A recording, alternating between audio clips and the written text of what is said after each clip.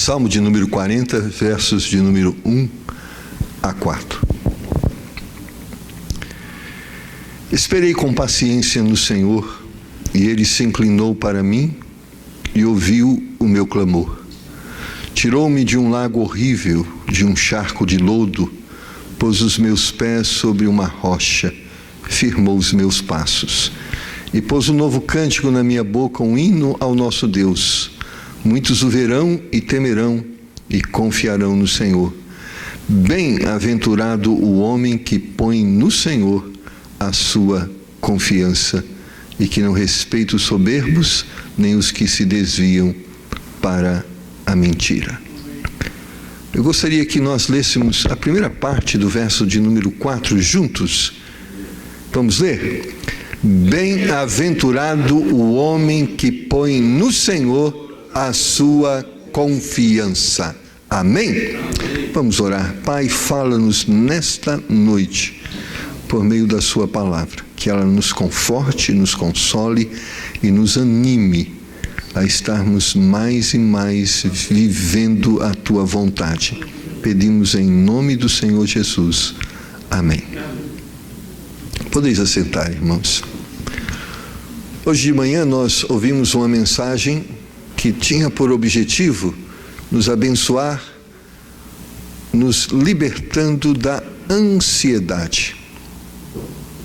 E a ansiedade é uma emoção que toma conta dos nossos corações e muitas vezes faz-nos deixarmos de sermos pessoas alegres para sermos pessoas inquietas e perturbadas. Mas paciência é diferente de ansiedade. Enquanto a ansiedade está ligada à expectativa, a paciência está ligada à racionalidade. Ou seja, paciência está ligado a não importa quanto tempo precise, vamos fazer o certo. Vamos fazer o adequado. Vamos fazer, no caso aqui, na direção de Deus e na vontade de Deus. O contrário de paciência é precipitação. É agirmos fora da racionalidade e deixarmos sermos envolvidos pelo imediatismo.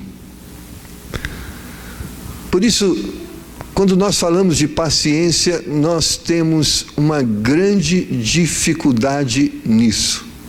Porque, por natureza, nós somos imediatistas. Nós não queremos esperar muito a coisa, nós queremos que as coisas aconteçam rapidamente. Nós, muitas vezes, estamos dispostos até quebrar as regras para que as coisas se concretizem. Nós muitas vezes estamos dispostos a usar atalhos, e muitas vezes atalhos não corretos ou inadequados para que, porém, nossos objetivos sejam alcançados. E por isso, paciência contraria a nós mesmos. E por isso é tão difícil sermos pacienciosos, porque por natureza nós não somos pessoas que somos ligados à racionalidade. Muitas vezes estamos mais ligados à emoção do que à racionalidade. Por isso, o salmista começa o versículo 1 do capítulo 40, diz: esperei com paciência no Senhor. E esse no Senhor envolve tudo isso que nós estamos falando. É a paciência que está ligado, esperando Deus direcionar, esperando Deus dar condições ou criar condições para, esperando Deus agir, ou esperando Deus mostrar o caminho para que eu possa agir e fazer e realizar aquilo que eu preciso realizar. Agora, essa paciência, ela é um resultado de algo que Deus realiza em nossos corações. Paciência não é uma emoção como alegria e tristeza. Isso está ligado a um entendimento que nós desenvolvemos, ou uma verdade que nós criamos em nossos corações, que vai nortear os nossos passos, que vai nortear as nossas atitudes. Por isso, ter paciência, primeiramente, vai exigir uma coisa chamada fé. A única forma de desenvolvermos paciência, ou seja, esperar o tempo certo, agir da forma correta, agir na direção certa, vai exigir que nós creiamos que Deus sabe mais do que nós mesmos sobre aquilo que é melhor para nós.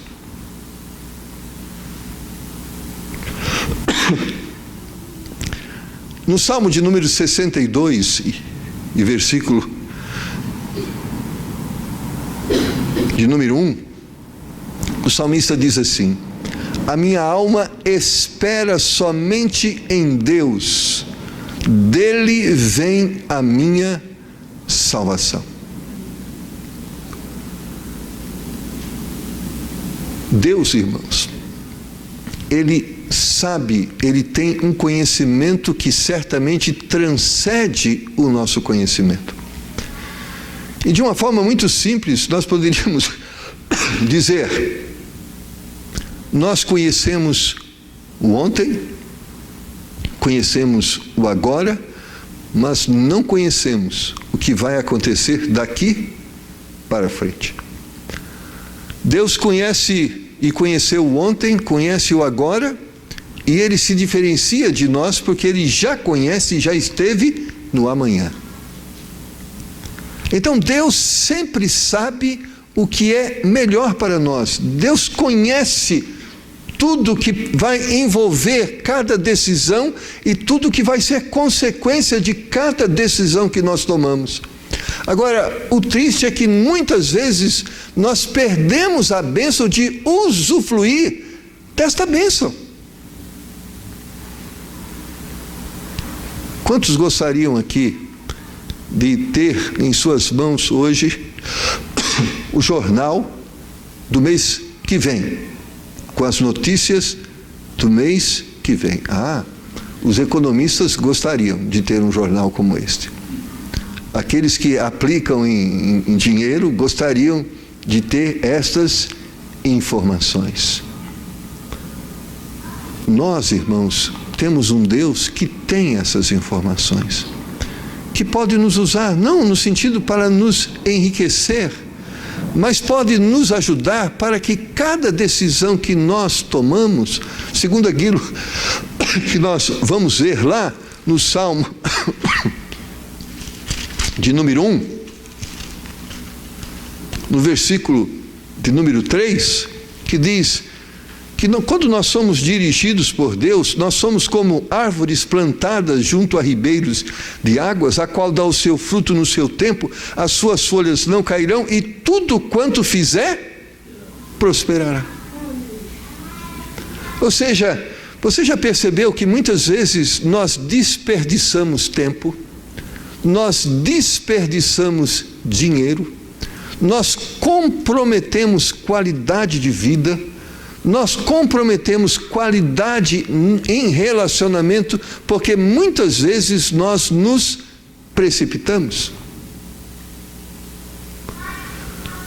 Você já fez um cálculo de quantas vezes você jogou dinheiro pela janela, porque muitas vezes teve que fazer a mesma coisa várias vezes, ou teve que muitas vezes consertar aquilo que foi feito de uma forma errada?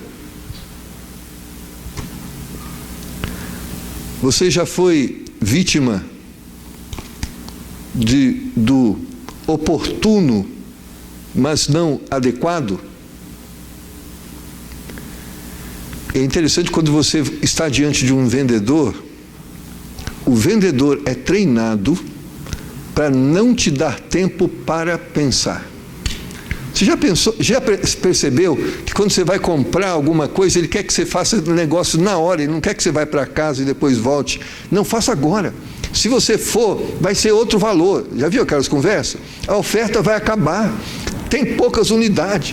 Compra agora. Isso é o que você precisa. Isso é o melhor que você vai ter. Então, ele não quer que você pense. Você também já descobriu que toda vez que você vai pensar em casa, você normalmente não faz o negócio?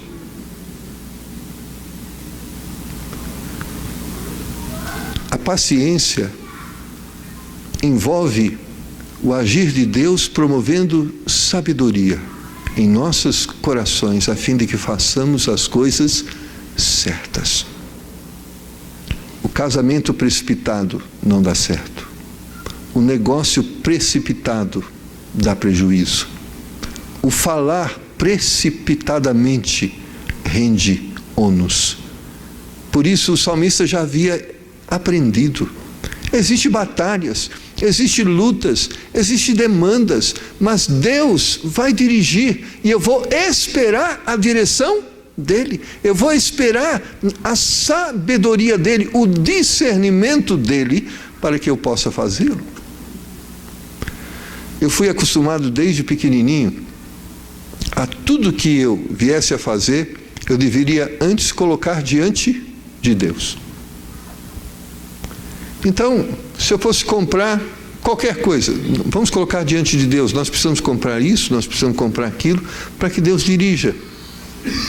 Irmãos, e o quanto eu pude perceber o resultado benéfico de se colocar diante de Deus cada situação para que Deus dirigisse. Meu pai era um homem de negócios. E ele cria na direção de Deus para tudo. Na hora de comprar, o preço de comprar, para que tivesse preço para vender. E nos surpreendia aquela visão de que na direção de Deus dá tudo certo. Um dia eu experimentei, eu falo assim, que o apogeu dessa realidade. Ele tinha um negócio em Manaus, e existia uma empresa aérea que transportava ele e a mercadoria que ele vendia lá. Era aquela empresa, como chama? Chamava... Esqueço o nome da empresa agora. Um dia ele chegou atrasado no aeroporto. Já chegou atrasado no aeroporto? Sabe, naquele horário que já fechou o embarque, e o que acontece? Perdeu. Ele não só chegou atrasado no aeroporto, mas o avião estava taxiando para ir para a pista para levantar voo. Ele chegou lá. E eu tenho que entrar nesse avião. Tem a mercadoria aqui que eu preciso levar. Mas, meu senhor, o avião está taxiando para levantar voo. E eu falo, pai, não tem jeito, filho, vai dar tudo certo. Irmãos, o que aconteceu? A empresa fez o avião voltar para o hangar, abriu a porta para o meu pai entrar. Eu falei, eu não duvido mais de nada. Depois eu vi isso. Deus faz coisas que nós não podemos fazer. E o que nós temos que aprender é confiar nesse Deus e deixar Deus agir e não nós agir, e nós agirmos na direção de Deus. Eu sempre criei que Deus abre a porta, nós só entramos por ela. Eu sempre criei que Deus mostra o caminho, nós andamos por ele, mas a direção tem que vir de Deus. A verdade tem que se manifestar por meio de Deus, e isso exige de nós, irmãos, fé. É do Senhor que vem a nossa salvação, é do Senhor que vem a vitória. Então Deus precisa dirigir as nossas vidas, e nós precisamos aprender a colocar diante de Deus todas as coisas que nós queremos realizar, e Deus vai nos dirigir. Deus tem o melhor emprego, Deus tem a melhor roupa, Deus tem o melhor carro, a melhor casa, a melhor circunstância. Deus tem a melhor. coisa para nós. Mas quando nós não deixamos Deus agir e agimos por nós mesmos, não vai se cumprir o verso que nós lemos aqui, e tudo não vai prosperar. Por outro lado, muitas vezes tudo gera prejuízo e às vezes regresso. Eu sempre digo que quando nós queremos fazer o que Deus deveria fazer por nós, muitas vezes não só nós não acrescentamos nada à nossa vida, mas muitas vezes perdemos aquilo que já tínhamos alcançado. Porque a precipitação faz isso, além dela muitas vezes não nos levar para algo melhor, ela muitas vezes tira aquilo até que nós já temos conquistado. Às vezes nós temos paz e por causa da precipitação nós não crescemos em paz e por outro lado nós até perdemos a paz. Por que, irmãos, fé é importante? Porque a fé, ela é a mola que nos leva à esperança. Como é bom nos relacionarmos com pessoas que têm fé, porque pessoas que têm fé são pessoas sempre esperançosas. Agora, nunca confunda fé com positivismo, porque fé é fruto de uma crença no agir de Deus, no poder de Deus. E positivismo é diferente. O positivismo é uma crença no eu.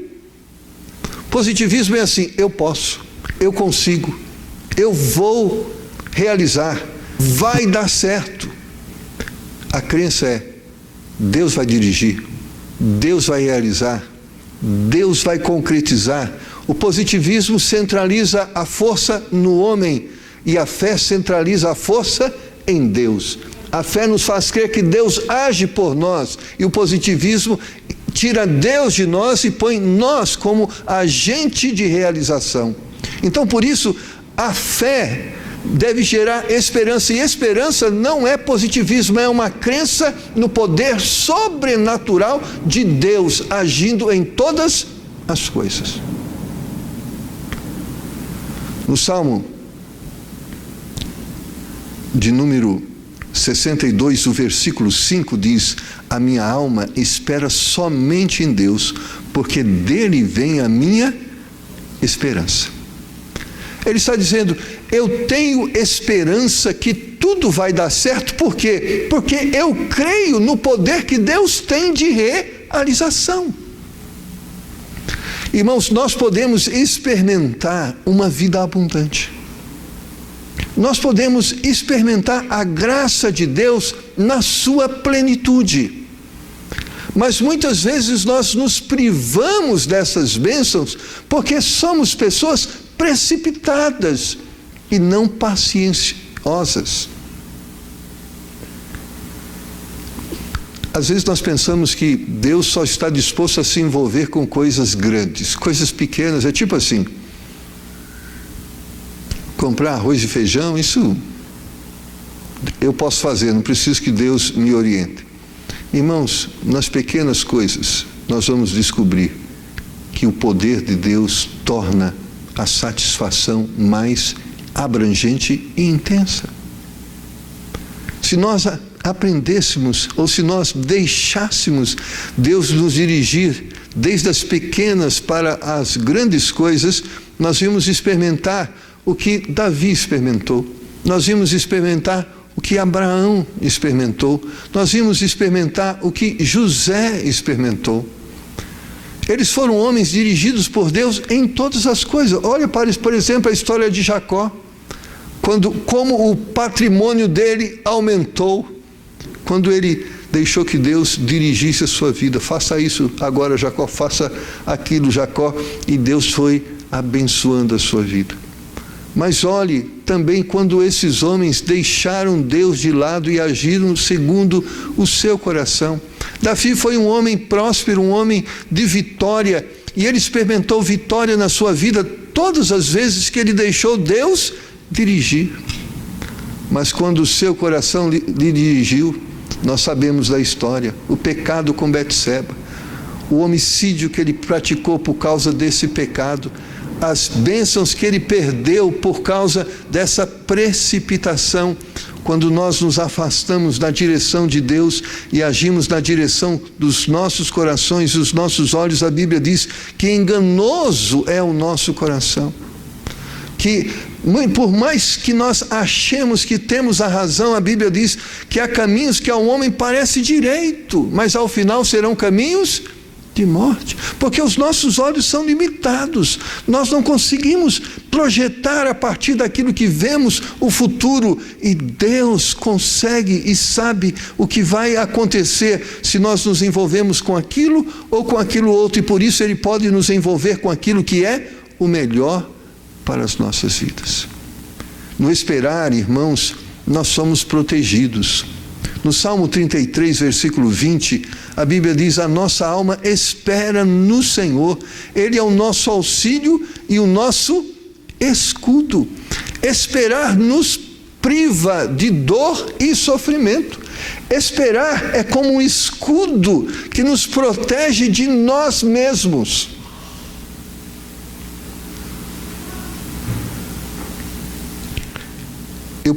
Durante esse ano nós vamos completar 20 anos de ministério pastoral, junto com 39 anos de ministério junto à igreja. Irmãos, eu tenho assistido ano após ano como as pessoas sofrem por não buscar a direção de Deus para as suas vidas.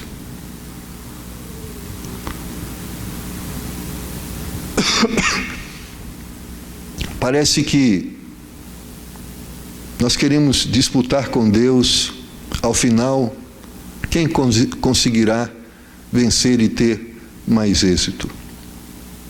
E certamente que ao final nós vamos reconhecer que os nossos caminhos nunca nos levaram a algo bom, mas os caminhos de Deus, sim.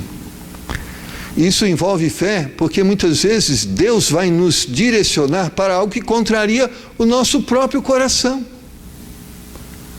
Porque Deus não tem um pacto conosco no sentido, olha, eu vou dar o que é gostoso. Ele vai dar o que é bom, o que é certo, o que é necessário. Por isso que muitas vezes a direção de Deus, muitas vezes aparentemente não é agradável, porque ela contraria as nossas emoções. Eu lembro que quando Deus nos chamou para o primeiro ministério na cidade de Cajuru, cheguei para minha esposa e disse: querida, nós estávamos aqui nesta igreja em 1995. 94, quando Deus colocou isso no nosso coração, final. Cheguei para minha esposa e disse: nós vamos para Cajuru. Essa é a vontade de Deus para a nossa vida. Ela falou: Deus me livre. Aquilo é o fim do mundo. A cidade, irmãos, tinha 13 mil habitantes. Então, se comparado a São Paulo, pensa numa cidade de 13 mil habitantes. Naquela época, eles instalaram um semáforo, tiveram que desligar, porque estava provocando acidente. Ela falou: não vou, aquilo é o fim do mundo. Lógico, aqui shopping, metrô, todas aquelas bênçãos, eu sei para uma cidade que não tinha ônibus, não tinha metrô, não tinha shopping, nem McDonald's tinha, e até hoje não tem. Ela falou: não vamos para lá, não quero. Eu mesmo falava para as pessoas, elas diziam assim para mim: rapaz, tu é doido? Tu vai deixar TBI para ir para essa igreja? Quantos membros tem lá? Eu falei: 3. Não é louco mesmo. Mas era a vontade de Deus. Nós ficamos lá durante 3 anos e 8 meses. Quando eu cheguei para minha esposa: temos que voltar para São Paulo, eu disse: quero ficar. Rapaz, o negócio mudou. 3 anos e 8 meses, nem quero chegar lá, aquilo é o fim do mundo. Ela foi, porque Deus quer que a gente vai, a gente vai. 3 anos e 8 meses depois, eu queria ficar. Não queria ir. Deus muitas vezes contraria a nós, não porque Ele não quer que nós nos realizemos, porque a nossa realização não está naquilo que pensamos que será a nossa realização, mas Deus tem algo muito melhor do que aquilo que pensamos. do que aquilo que pedimos. Deus tem o poder de dar o melhor para cada um de nós, mas nós precisamos ser sensíveis à sua direção e obedientes nessa direção, e aí se concretizará a vontade de Deus na nossa vida. Esperar, irmãos, com ânimo, com certeza e com boa expectativa. O esperar não deve, essa paciência não deve ser aquele algo traumático, como eu queria agir, mas Deus falou que eu tenho que esperar, então eu vou esperar, né? Eu tenho uma visão aqui de algo que eu acho que eu devia fazer, mas Deus ainda não me deu paz no coração, mas tá bom, eu vou esperar. Mas olha o que diz a Bíblia no Salmo de número 27, versículo 14: espera no Senhor, anima-te, e Ele fortalecerá o seu coração. Espera, pois, no Senhor. É um esperar, irmãos, num ambiente de conforto, num ambiente de alegria. É um esperar racional, eu creio que se eu agir, não vai ser bom, mas se Deus agir, vai ser melhor. Então eu quero esse melhor, então eu me realizo no esperar no Senhor. Quantos jovens que eu tenho conhecido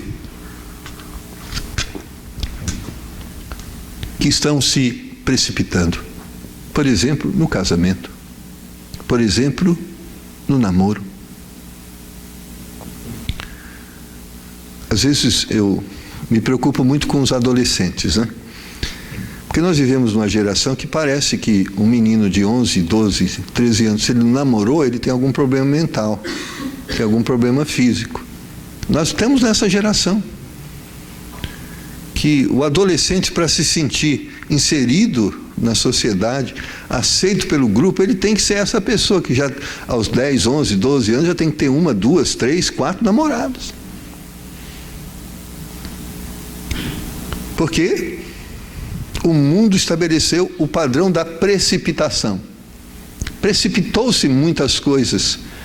Precipitou o relacionamento do namoro, precipitou a sexualidade, precipitou o casamento, precipitou-se a gravidez, precipitou-se um monte de coisa.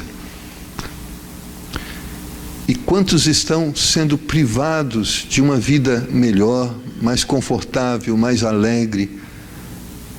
Por quê? Porque não querem seguir a direção de Deus, querem seguir a direção do mundo. Porque quando nós falamos em paciência, agirmos pela razão na direção de Deus, irmãos, a paciência, quando nós vamos desenvolvê-la, por exemplo, nessa área de relacionamento, paciência está ligado à pessoa certa, com as características que a palavra de Deus aponta para aquela pessoa, para o momento certo. Quando nós olhamos para Jesus Cristo,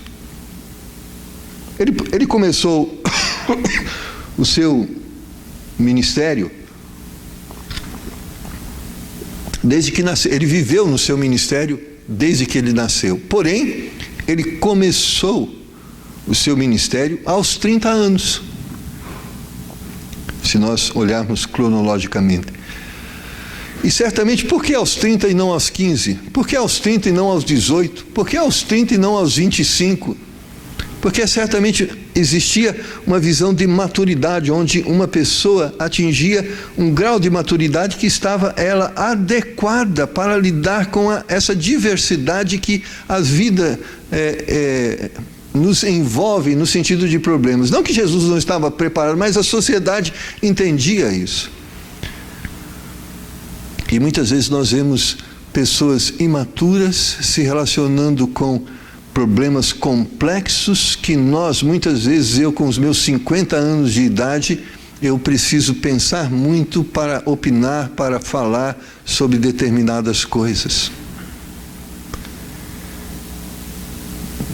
É certo que os adolescentes não gostam quando eu vou falar isso. Se eles perguntassem para mim assim, com que idade eu devo namorar? Com a idade que você está pronto para casar. Então, se você está pronto para casar com 15 anos, então você pode começar a namorar. Não, 15 anos, não estou preparado para casar. Então, você não está preparado ainda para namorar. Porque o namoro, o que é o namoro? É o momento onde você vai reconhecer, por meio de um relacionamento mais próximo, que aquela pessoa que você orou, que você pediu a direção a Deus e que você entendeu que Deus mostrou que é aquela pessoa, você vai comprovar ou vai de uma forma prática entender que realmente é a pessoa que Deus está colocando ao seu lado para que você cumpra a sua missão. Agora, vamos pensar num menino de 12, 13 anos que está orando: Deus, me dá uma companheira para a minha missão. E Deus vai lá e coloca a Maria. Então você fala: Maria, nós vamos agora namorar, que nós vamos casar. Mas quando nós vamos casar? Daqui a 10 anos. Não. Nem é o momento. Eu falo que o casamento é um momento onde você entende que está maduro para a vida. Não que você já conhece tudo, mas você está preparado para lidar com os problemas e a diversidade da vida. E essa diversidade de desafios para a vida. Por isso, é importante sim. Eu repito isso, um dia eu cheguei no púlpito e disse para as moças que eram lá da igreja, olha, e para os pais e para as mães, eu disse: olha, se meu filho se aproximar da sua filha querendo namorá-la, meu conselho é: não autorize que ele namore com a sua filha. Sabe por quê? Porque ele ainda não está preparado para casar. Ele ainda está se adequando mentalmente, emocionalmente, financeiramente para esse desafio. Eu sei que as pessoas querem precipitar todas estas coisas, e essa precipitação gera dor. Ela vai perturbar, ela vai incomodar, e ela vai ser um elemento dificultador para essa fase que deveria ser vivida com objetivos e com uma perspectiva diferente. Então, se nós temos pais aqui, se nós temos adolescentes, não é que você vai proibir. Eu lembro muito bem dos meus filhos, nós falamos a eles, não é questão de proibir, mas orientá-los: namore quando você está pronto para assumir um casamento. Mas se você não está pronto para assumir um casamento, não é o momento de namorar. Porque eu creio nisso, namoro é para casar. Amém? Não tem namoro para ficar, namoro para abraçar, namoro para beijar. Namoro é para conhecer, para casar. E se não pode casar, não pode namorar. Então é importante que essa maturidade seja desenvolvida para que responsabilidades possam ser aceitas e possam ser praticadas. Por isso, esperar, irmãos, com bom coração. A única forma de nós aguardarmos, a única forma dos adolescentes não namorar com 13, 14, 15 anos é entender que existe o plano perfeito de Deus e é o melhor para a minha vida. A precipitação vai me afastar desse plano perfeito de Deus e pode me levar a uma vida de dor, de sofrimento e de lágrima. Com quantos anos nós estamos maduros? Eu creio que há jovens com 20, 25 anos, 22 anos maduros, como há jovens com 30 anos criança. A maturidade não tem idade, mas ela é demonstrada de uma forma prática, através do comportamento das pessoas, e através do comportamento você entende que aquela pessoa está preparada para a vida. Esperar, irmãos, com ânimo significa aceitar que o plano de Deus é melhor do que os nossos planos. Essa verdade. Vamos colocar de uma forma diferente. Por exemplo, eu lembro que quando meu pai, quando eu tinha 19 anos de idade, ele falou: olha, filho, eu tenho um carro aqui que você pode usar. Era um Fusquinha 76, eu lembro até hoje. Era um Fusquinha 76, tinha sido táxi. Quando fazia curva, a porta abria, a gente segurava a porta para que ela não abrisse. Era uma benção. Mas é lógico que você, quando olha na rua, tem carros que...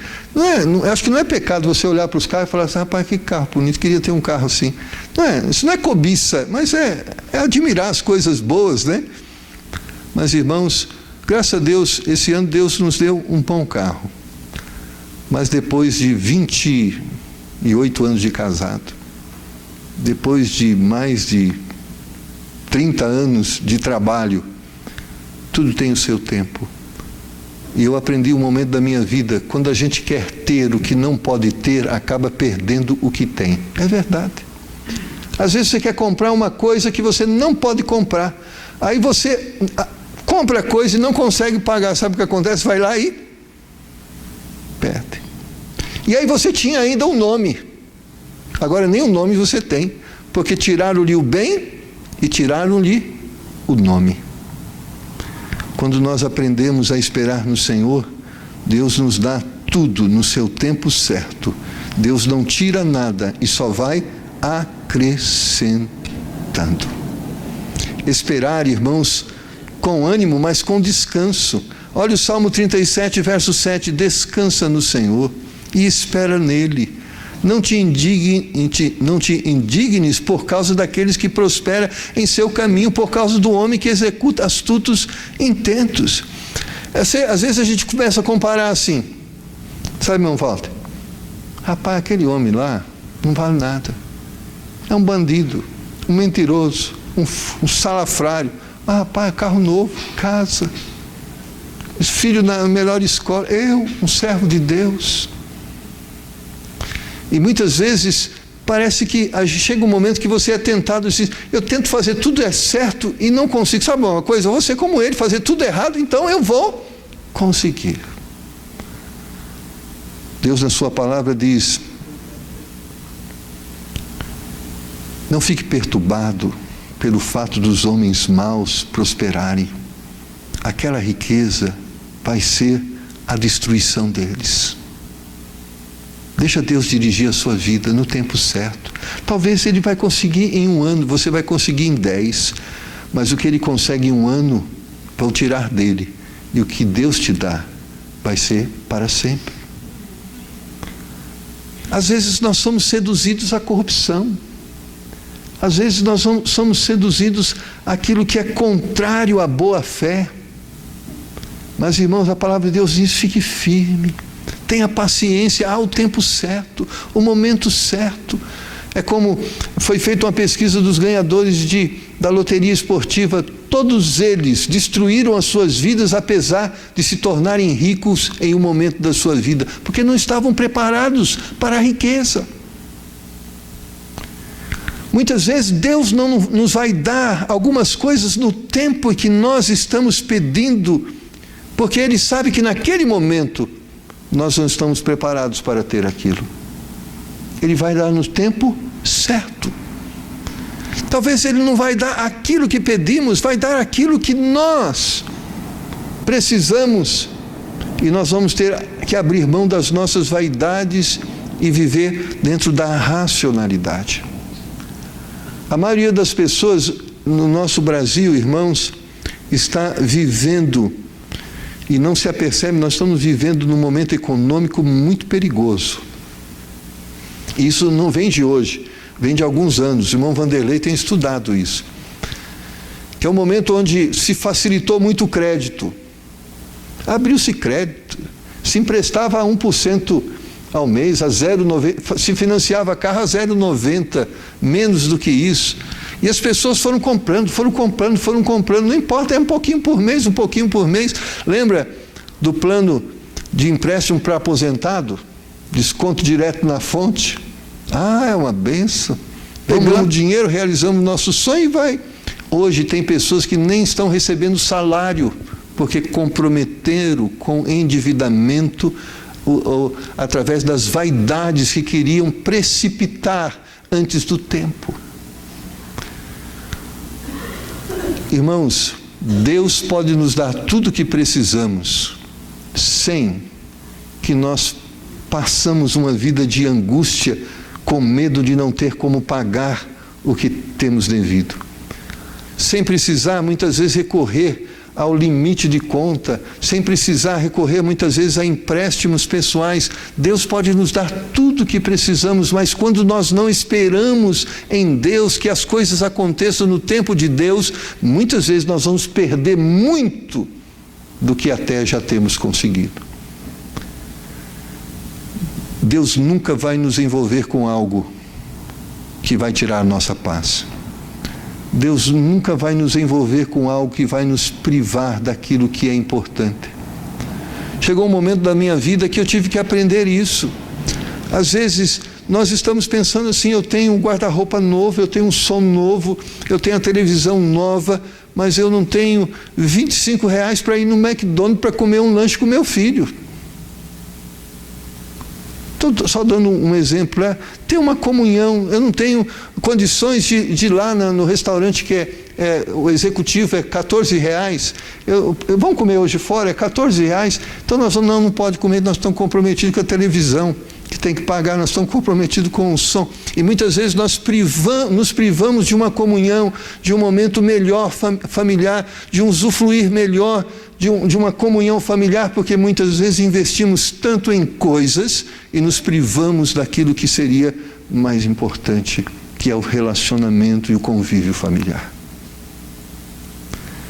Se nós precisamos de carro, Deus vai dar carro. Se nós precisamos de casa, Deus vai dar casa.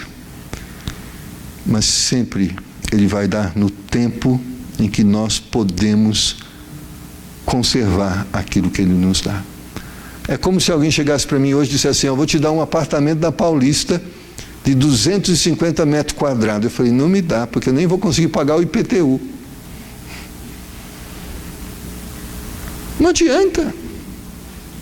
É como ter um carro importado, o IPVA não consigo pagar. A mecânica não consigo pagar. Às vezes, quando eu ia comprar, e quando eu vou comprar o carro, eu penso nisso. Quanto custa a mecânica desse carro? Quanto ele consome? Deixa eu fazer o cálculo. Eu posso ter esse carro. Porque às vezes o negócio é da China. O carro custa 50, está por 30 mil reais. Olha, negócio bom. Quanto é a mecânica? As peças é difícil de achar. Olha, quando acha a peça, se quebrar, por exemplo, a pastilha de freio, carro comum custa 50, esse custa 200. Não serve. O negócio é bom, mas é negócio da China. Sabe aquele negócio que só favorece um e o outro não? Deus nos dá sabedoria, irmãos, para fazermos a coisa certa. E eu quero concluir. Quando nós esperamos, irmãos, damos tempo para Deus agir. Damos oportunidade para Deus ser Deus em nossa vida. E sabe, nós somos tão errados porque nós não damos tempo para Deus agir. Sabe aquela coisa? Deus, quero comprar um carro. O Senhor me dirige nisso? Aí passa um carro na frente. Então, Deus, que tal aquele? Deus fala, mas dá para dar meia hora? 1 hora, 1 dia? Não, eu quero resposta imediata. Eu sei que Deus pode dar respostas instantâneas, mas Deus também pode nos levar a lugares que estão distantes e que precisa tempo, porque muitas vezes a bênção não está aqui, está lá. Quando nós fomos comprar esse carro que nós temos, eu e minha esposa falamos, Deus nos deu a bênção, meu pai nos abençoou, nós podemos comprar um carro melhor. Logo veio na minha mente um carro zero, é um carro, sabe o sonho? Carro zero. Nós chegamos numa agência, tinha um carro 2012 é velho, mas com 12.200 quilômetros rodados, é novo. Deus tem o melhor para nós, quando nós deixamos Deus agir, Deus guiar os nossos passos. Isaías capítulo 64, versículo 4, e eu estou encerrando. Isaías faz uma declaração, porque desde a antiguidade não se ouviu, nem com os ouvidos se percebeu, nem com os olhos se viu um Deus além de ti que trabalha para aquele que nele espera. Irmãos, quando Deus dirigiu a vida do seu povo, quando o povo permitiu que Deus dirigisse a vida deles, para onde Deus os levou?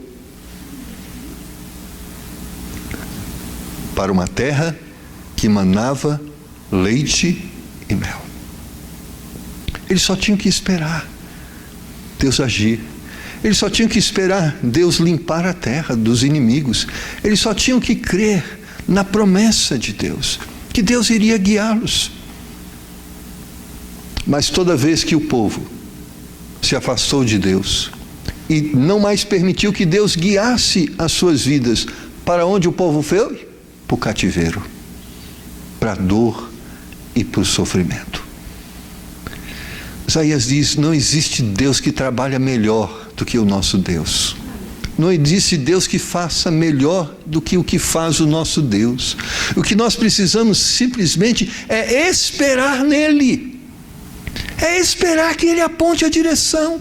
É esperar que Ele aplane o terreno. É esperar que Ele elimine os inimigos. É esperar que Ele nos dê as condições. É esperar que Ele crie em nós as habilidades para lidar com aquilo que Ele vai nos oferecer. E quando nós permitirmos que Deus haja, quando nós deixamos que Deus seja Deus em nossas vidas, nós experimentamos, irmãos, a vida abundante que Ele deseja que se concretize em nossas vidas. Agora, não é um esperar sentado. 1 Timóteo capítulo 5, versículo 5, resume bem esse esperar. Ele diz: ora, a que é verdadeiramente viúva e desamparada, espera em Deus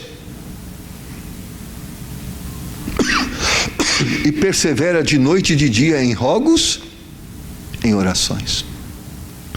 Então, é só pegando esse exemplo, diz: a viúva, coitada, que não tem como se manter, que não tem uma família para acolher, que não tem recursos para comprar o pão de cada dia, ele diz: espera no Senhor e Deus vai providenciar. Mas como você espera? Espera buscando Deus, espera buscando a direção de Deus.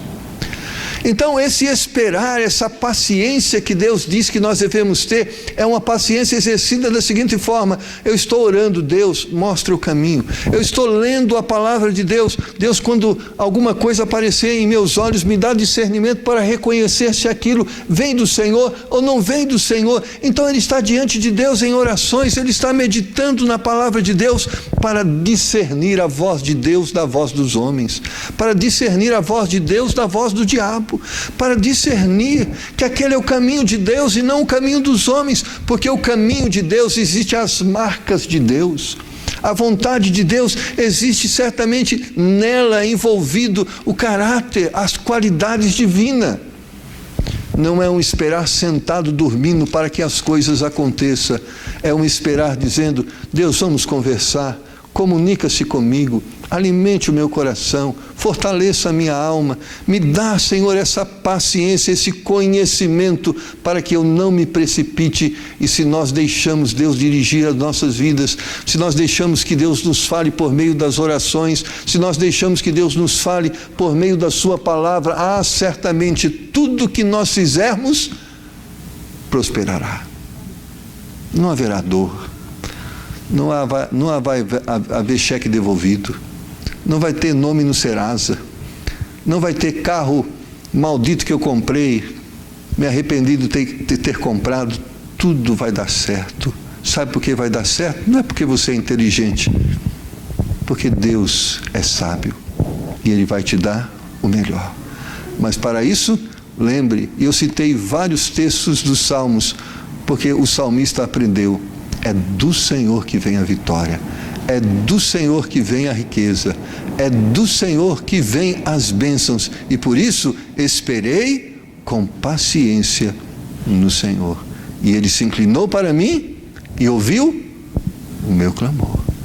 Deus vai agir em nosso favor, Ele tem prometido isso, mas espera Deus agir, espera Deus falar, espera Deus mostrar, e busque isso. e Deus vai te abençoar. Vamos orar? Baixe sua cabeça. Senhor, como é difícil para mim ter paciência. E eu sei que não é fácil para os meus irmãos também. Como é difícil esperar que o Senhor mostre a direção. Como é difícil esperar que o Senhor nos dê condições antes para termos depois. Como é difícil esperar a pessoa certa. Como é difícil esperar o momento certo. Mas, Pai, eu creio que o que precisamos realmente fazer é entregar nosso caminho nas mãos do Senhor. É crer que o Senhor tem o poder de nos dirigir. É realmente morrermos nós mesmos e aceitarmos o senhorio do Senhor na nossa vida. Muitas vezes nós chamamos o Senhor de Senhor, mas muitas vezes quem tem dirigido nossas vidas somos nós mesmos. Nos dá graça nesse momento de realmente entregarmos o controle de nossas vidas nas mãos do Senhor. Nos dá graça para crermos com todo o nosso coração que o Senhor tem o melhor para nós. Nos dá graça, Senhor, para realmente crermos ao ponto de somente agirmos na direção do Senhor. Talvez existam pessoas aqui que o Senhor está falando a elas. E talvez o Espírito Santo do Senhor está comunicando a estes corações, dizendo: quantas precipitações, quantas coisas que tiveram que ser consertadas, quantos problemas que tiveram que ser administrados por causa da precipitação. Eu sei, Pai, que nós não podemos mudar o nosso passado, mas nós podemos viver um presente diferente. E se nós vivermos um presente diferente, vamos ter um futuro diferente. Mas se nós insistirmos nos mesmos erros, na mesma forma equivocada de decidir, nós vamos também insistir em uma vida de dor e de lágrimas. Então, Pai, nos dá hoje coragem e que Teu Espírito nos convença e faça-nos crescer na fé, para que tomemos uma decisão a partir de hoje. Eu vou agir na direção do Senhor. Não importa o caminho que o Senhor aponte, eu quero viver na vontade de Deus, mesmo que aparentemente aquilo aos meus olhos não seja o melhor, mas se é a vontade de Deus revelada na Sua palavra, comunicada pelo Seu Espírito ao meu coração, eu quero viver nessa direção, crendo que lá na frente eu vou olhar para trás e vou descobrir que Deus é bom, que Ele realmente quis e quer o melhor para a minha vida. Pai, nos dá graça de decidirmos nessa noite a sermos pessoas dirigidas pelo Senhor. Se Deus tocou no seu coração, você está de cabeça baixa, olhos fechados. Pastor, Deus está me mostrando que eu tenho que ser uma pessoa de paciência. Eu preciso aprender a esperar no Senhor. Eu quero nessa noite dizer: Deus, eu vou esperar no Senhor. Eu quero, em nome do Senhor, eu quero que o Senhor dirija a minha vida. Pastor, ore por mim. Deus tocou no seu coração, levante a sua mão. Eu quero que Deus dirija a minha vida. Amém, amém. Eu quero esperar no Senhor. Eu não quero me precipitar. Eu quero fazer a vontade de Deus. Eu entendo que ela é o melhor para mim. Ore por mim. Pai, o Senhor está vendo cada coração, cada pessoa, cada mão. E que realmente esta oração, esse desejo, esse voto possa ser concretizado. E que cada uma dessas pessoas que hoje decidem aceitar a direção do Senhor para a vida delas possam, em um tempo breve e oportuno, poder testemunhar aqui para nós, dizendo: eu tenho experimentado a prosperidade de Deus na minha vida. Porque eu creio que essa é a vontade do Senhor. Então nos dá graça para isso, meu Pai. Nos dá graça para isso. Eu te peço em nome do Senhor Jesus. Amém. Deus tenha abençoado a sua vida. Amém. Então, com alegria, com um sorriso, irmãos, vamos nos despedir e que Deus nos dê uma semana de vitória na direção dele. Será uma semana de vitória, amém? Em nome de Jesus. Amém.